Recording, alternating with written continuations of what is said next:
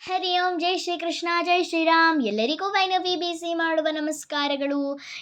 ಈ ವರ್ಷದ ಹುಟ್ಟುಹಬ್ಬವನ್ನು ನಾನು ವಿಶಿಷ್ಟ ರೀತಿಯಲ್ಲೇ ಆಚರಿಸ್ಕೊಂಡೆ ಅಂತಲೇ ಹೇಳಬಹುದು.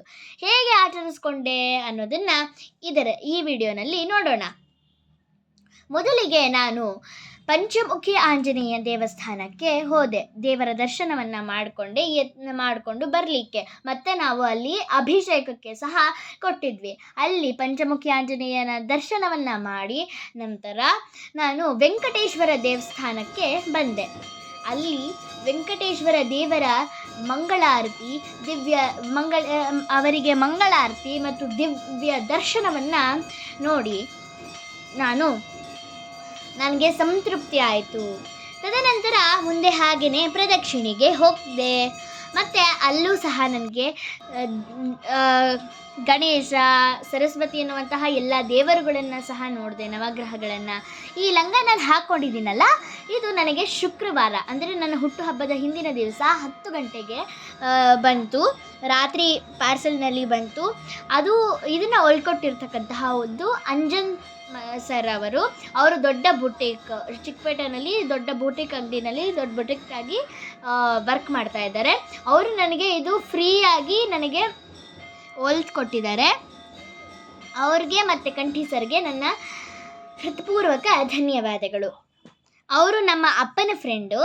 ಮತ್ತು ಇಲ್ಲಿ ಹಾಗೆಯೇ ಮನೆಗೆ ಬಂದುಬಿಟ್ಟು ನಾನು ತಿಂಡಿ ತಿಂದುಬಿಟ್ಟು ನಂತರ ನಮ್ಮ ಎದುರುಗಡೆ ಮನೆಯವ್ರದ್ದು ಸತ್ಯನಾರಾಯಣ ಪೂಜೆ ಇತ್ತು.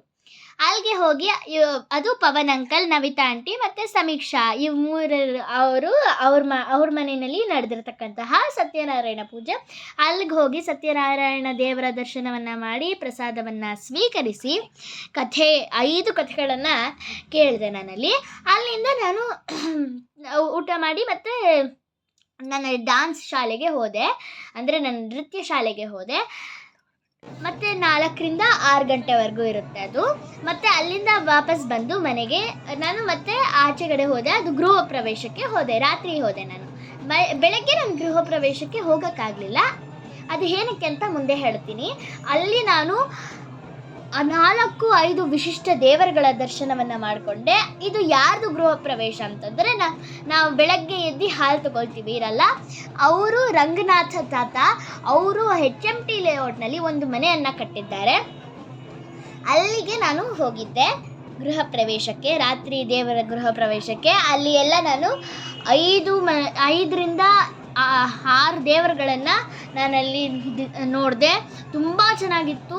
ಇಲ್ಲಿ ಮೇಲೆ ಕಾಣಿಸ್ತಾ ಇದೆಯಲ್ಲ. ಮತ್ತು ಎಲ್ಲರೂ ಒಬ್ಬೊಬ್ಬರು ಅದಕ್ಕೆ ಕಳಸ ಇಟ್ಕೊಂಡಿದ್ರು, ನೀವು ನೋಡಬಹುದಲ್ವಾ. ಮತ್ತು ತುಂಬ ಚೆನ್ನಾಗಿ ಅಲಂಕಾರವನ್ನು ಸಹ ಮಾಡಿದರು. ಮತ್ತು ಅದಾದಮೇಲೆ ಮನೆಗೆ ಬಂದೆ, ಊಟ ತಿಂದು ನಂತರ ಮಲ್ಕೊಂಡೆ. ಬೆಳಗ್ಗೆ ಭಾನುವಾರ ಹಾಗೆ ಎದ್ದುಬಿಟ್ಟು ನಾನು ಸಂಸ್ಕೃತ ಕ್ಲಾಸಿಗೆ ಹೋದೆ, ಸಂಸ್ಕೃತ ತರಬೇತಿ ಶಾಲೆಗೆ. ಇವರು ನನ್ನ ಗುರುಗಳು. ಮತ್ತು ಅಲ್ಲಿಂದ ವಾಪಸ್ ಬಂದು ನಿಮಗೆಲ್ಲ ಗೊತ್ತಿರತಕ್ಕಂಥ ಕೆಂಗೇರಿ ಸ್ಪರ್ಧೆಗೆ ಹೋದೆ. ಕೆಂಗೇರಿ ಭಗವದ್ಗೀತಾ ಕಂಠಪಾಠ ಸ್ಪರ್ಧೆಗೆ ಹೋದೆ ನಾನಲ್ಲಿ. ಅದಾದಮೇಲೆ ಮನೆಗೆ ಬಂದು ಎಲ್ಲ ಶಾಲೆ ಹೋಮ್ವರ್ಕ್ಗಳು, ಶಾಲೆದು ಓದೋದು ಏನೇನಿರುತ್ತೆ ಮತ್ತು ನನ್ನ ಆಧ್ಯಾತ್ಮಿಕದ ಬಗ್ಗೆ ಎಲ್ಲ ಓದಿಬಿಟ್ಟು ನಂತರ ನಾನು ರಾತ್ರಿ ಮಲ್ಕೊಂಡೆ. ಶುಭರಾತ್ರಿ. ಧನ್ಯವಾದ.